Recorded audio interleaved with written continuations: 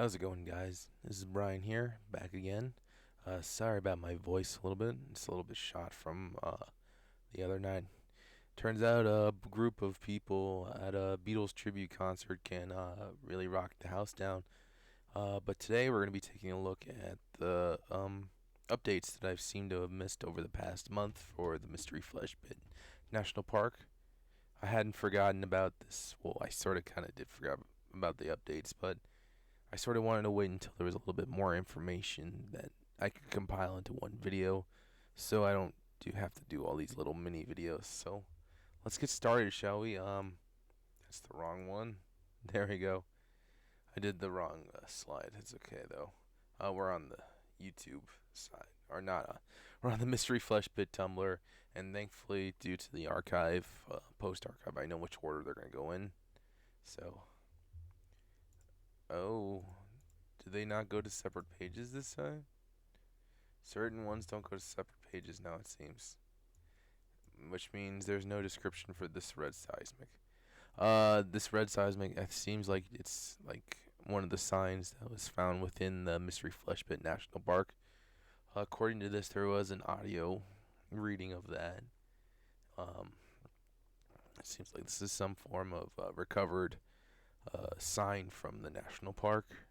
Some recovered possibly sometime after the incident happened. Let's take a look at this. Red seismics. Hear that? The deep and rhythmic sounds present throughout Mystery Flesh Pit National Park are the result of enormous biological processes. The massive circulatory systems of the Permian Basin superorganism, driven by distant and titanic geothermal hearts, combined with sounds from shifting bone structures to create a constant low-frequency hum called red seismic frequencies. Scientists carefully study red seismics to learn more about the Mystery Flesh Pit, much like a doctor using a stethoscope. While disconcerting at first, many who work within the park for long periods have reported that the constant sounds become comforting. Listen to your own heartbeat. Can you hear the similarities? So it seems like it's just talking about the noises that happen within the Mystery Flesh Pit National Park. And it seems interesting to me that there's these different noises that happen within it. I'm going to take a look at the official post archive to see which one was actually next. And it's going to be this one, it seems. It's about the mesogial Tridekapod.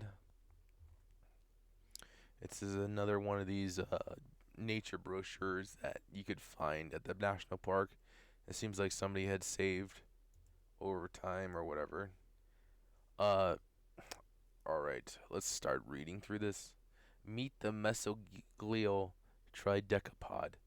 Though commonly considered a nuisance animal, the mesoglial Tridekapod is a fascinating species which plays an important role within the unique ecosystem of the Mystery Flesh Pit National Park by filtering out potentially harmful blood-based parasites. 13-footed. Tridekapods are so named because of their 13 legs, 12 of which are elongated and used for locomotion, with a 13th modified leg plated in durable keratinous segments used as a head. These quasi-vertebrates pose no threat to humans, as despite their fearsome appearance, they are non-venomous and passive, tending to congregate around high-voltage areas associated with park infrastructure. It's like there's an area right here. In addition to aiding navigation, these ferrometallic keratinous plates are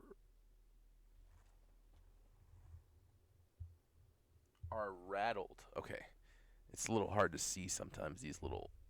They're like it's like faded away in some parts.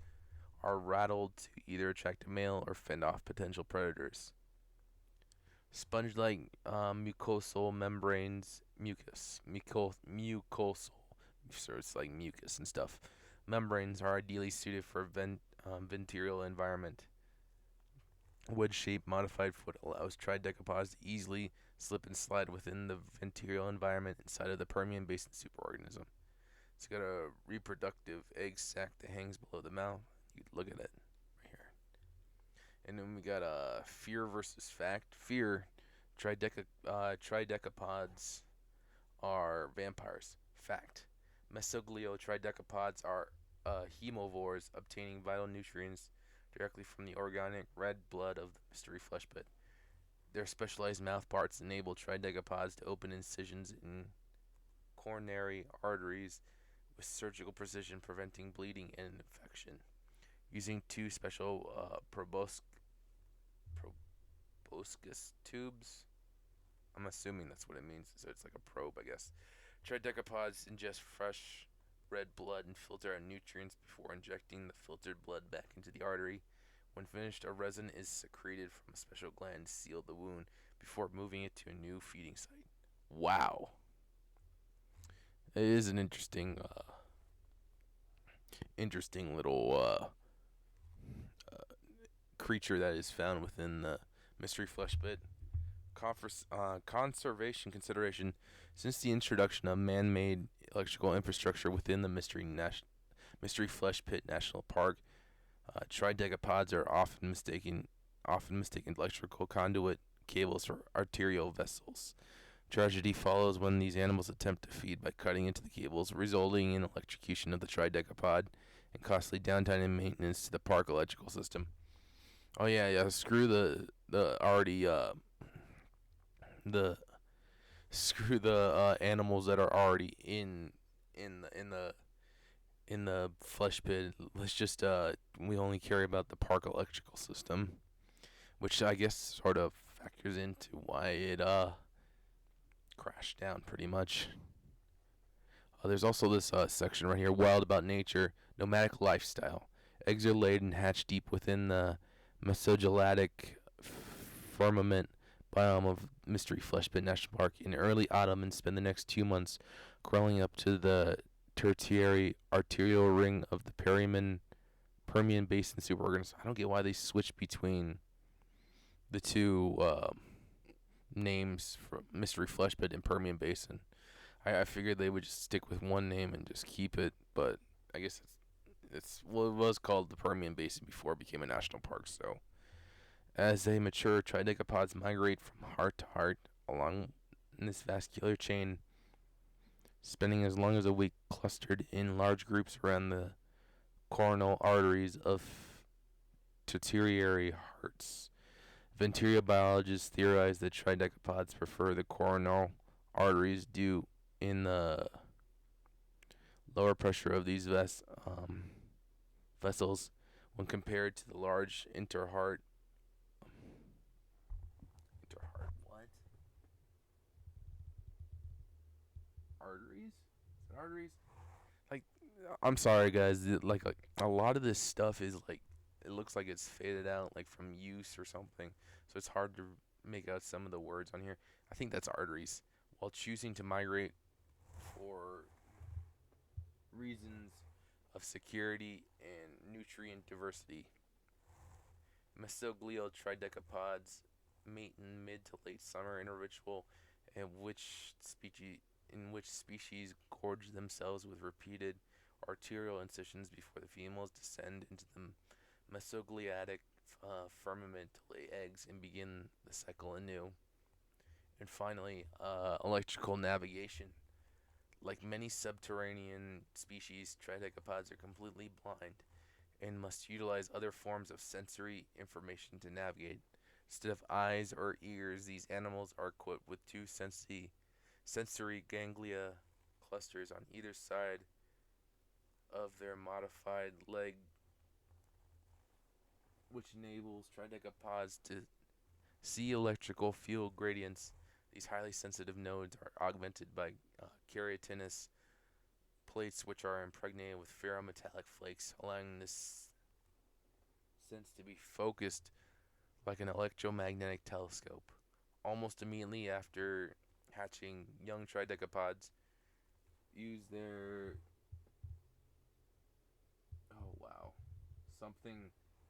something electric sensitivity to seek out electric cardiac impulse, which drive heart contractions within the tertiary arterial system.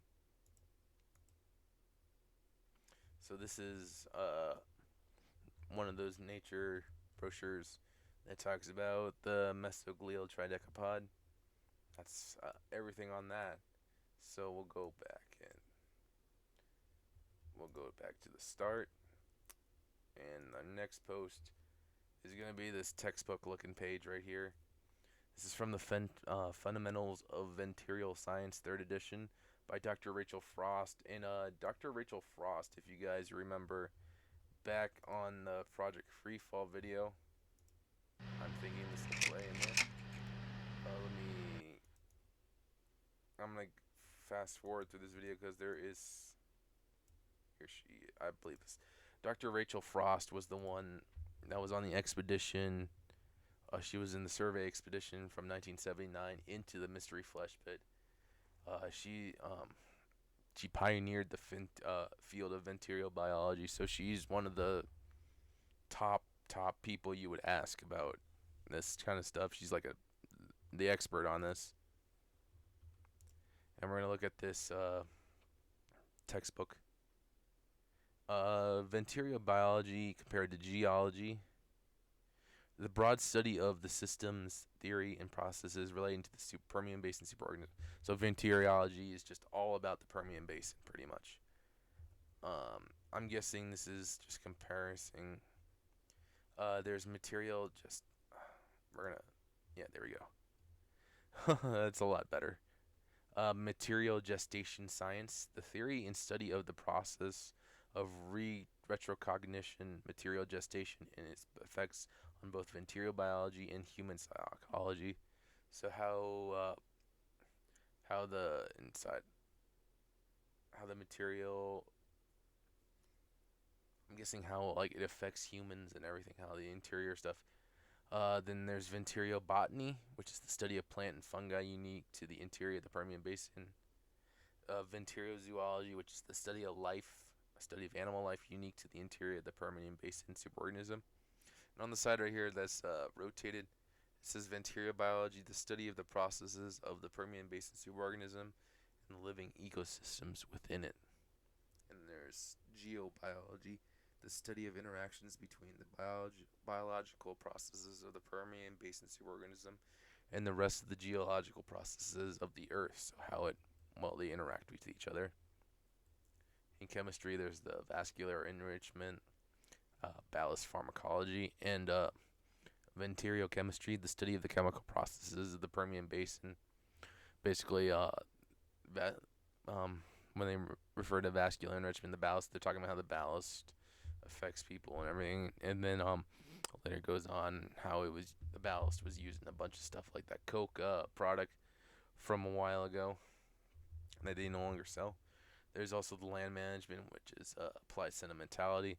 There's also ventricular conservation and ecology, the study and implementation of practices, policies, and processes intended to reduce negative outcomes resulting from human interaction with the ventricular environment, and the ventricular range management, the processes and practices of managing the use and development of the Permian Basin superorganism.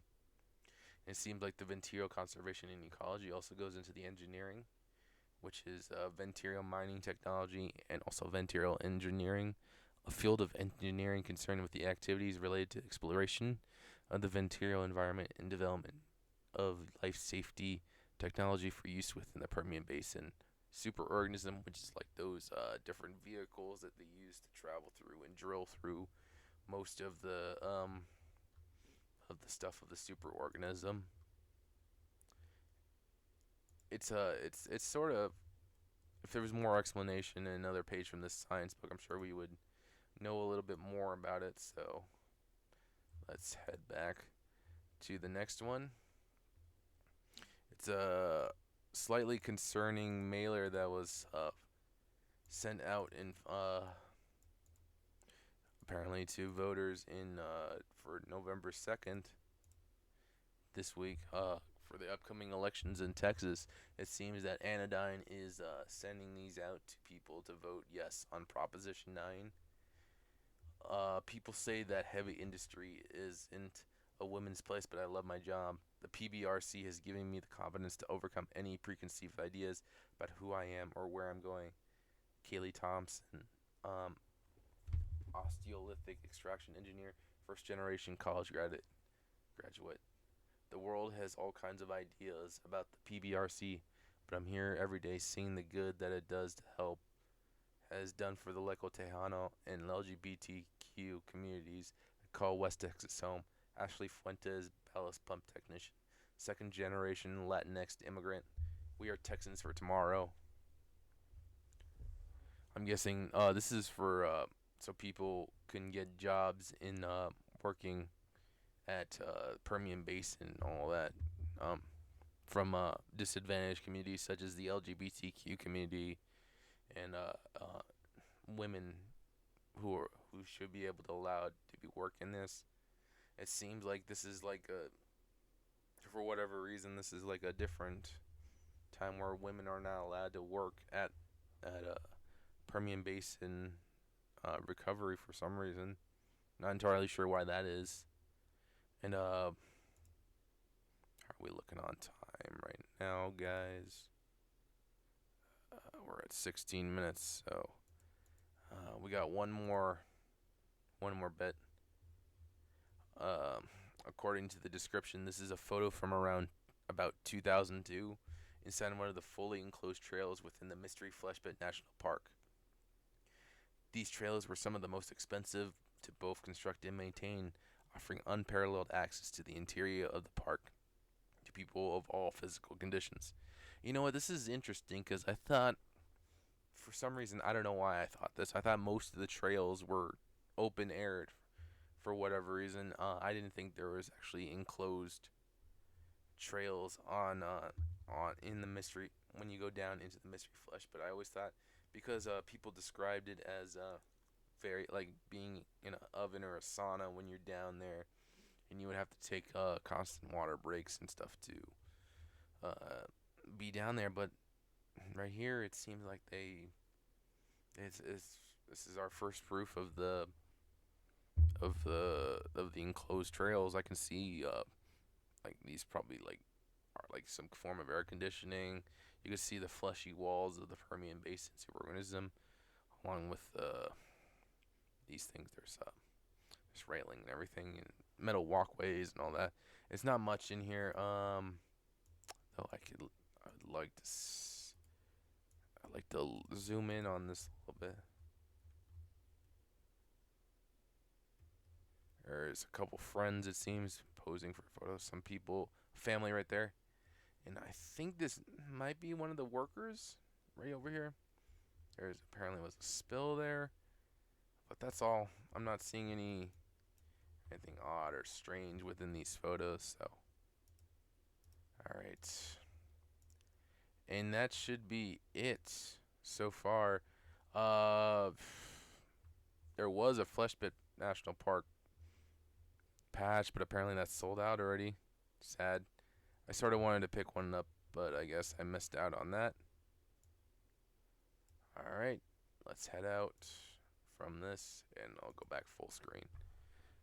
Alrighty, guys, that was it. That was everything so far that has been released from the National Fleshpit National Park Tumblr blog that's been going on. It's getting really interesting. I'm hoping to see more from him, from I believe it's Trevor Roberts.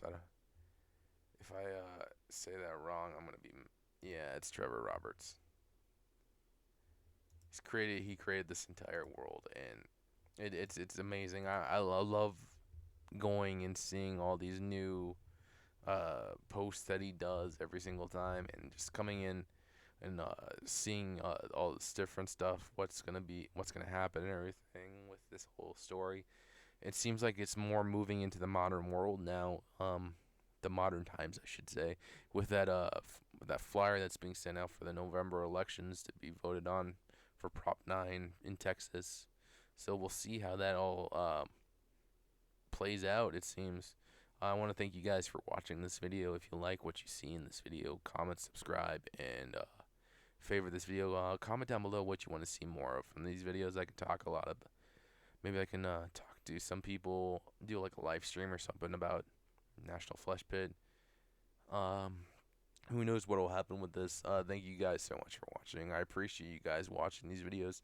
Thank you so much. Good night and have a good one. Stay safe, guys.